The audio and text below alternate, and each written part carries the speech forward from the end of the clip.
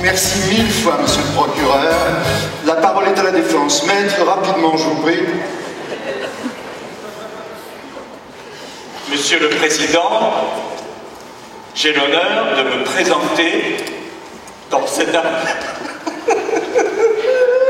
Maître, je vous demande pardon. Je peux pas, Monsieur le Président, je me sens pas ce dossier. Maître, le tribunal vous prie de vous ressaisir. J'y arriverai pas, Monsieur le Président. Enfin, maître, plaidez, voyons. Je vais essayer. Monsieur le Président, dans cette affaire, oui, je me présente dans l'intérêt... Maître, le tribunal vous a prié de vous ressaisir. J'y arriverai pas, Monsieur le Président, je vous assure, ce dossier est absolument implaidable. Enfin, aucun dossier n'est implaidable. Ah bah si, celui-là, alors vraiment, il est implaidable. Hein. Mais enfin, vous avez préparé une argumentation, des conclusions. Monsieur le Président, vous avez vu, je vous ai déposé des conclusions, vous allez les lire. Tissu d'ineptie. Même endroit, ça tient pas.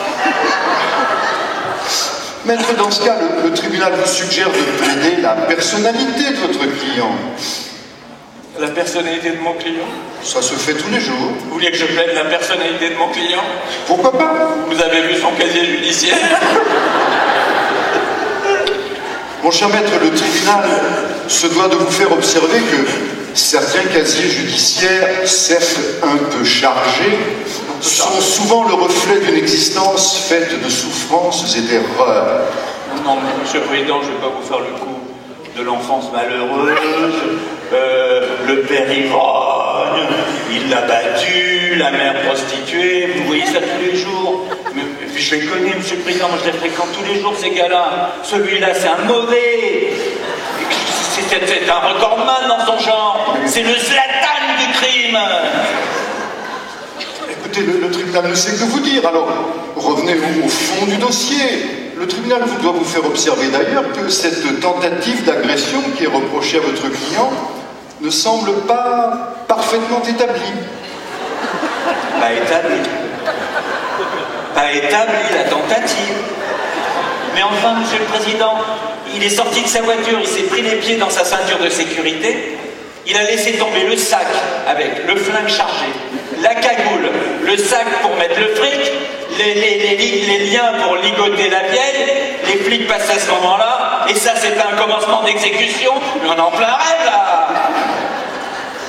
Mon cher maître, le tribunal se doit de vous rappeler que le chemin du crime, iter criminis, est souvent long et semé de choses trappes et d'embûches. Plaidoirie de monsieur le bâtonnier Paul-Albert Ivens devant le tribunal de police de Nogent-le-Rotrou, 29 février 1997. En l'espèce, le ministère public ne rapporte pas la preuve que votre client n'aurait pas changé d'avis avant que de parvenir au domicile de la retraitée. Paroles. Mais Monsieur le Président, enfin, ça tient pas tout ça. Revenons au dossier, je vous en prie. Prenez la cote D142. S'il vous plaît. 142.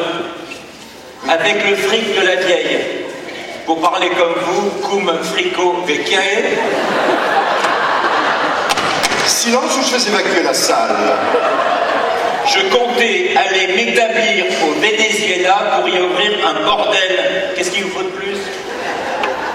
Maître, le tribunal vous rappelle qu'il s'agit là d'aveux recueillis par les policiers au cours de la garde à vue avant même votre présence.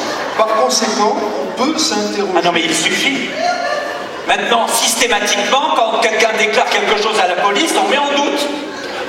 Alors, éliminons et supprimons les enquêtes de police, parce qu'elle a bon dos la police. Peut-être qu'on l'a tabassé, on a extorqué ses aveux. Non mais vraiment... Mais le tribunal essaie de faire preuve d'objectivité. Eh bien pour une fois, il tombe très mal, le tribunal. Parce que moi, je vais vous le dire, entre nous, au parloir à frère, entre quatre yeux, il me l'a dit.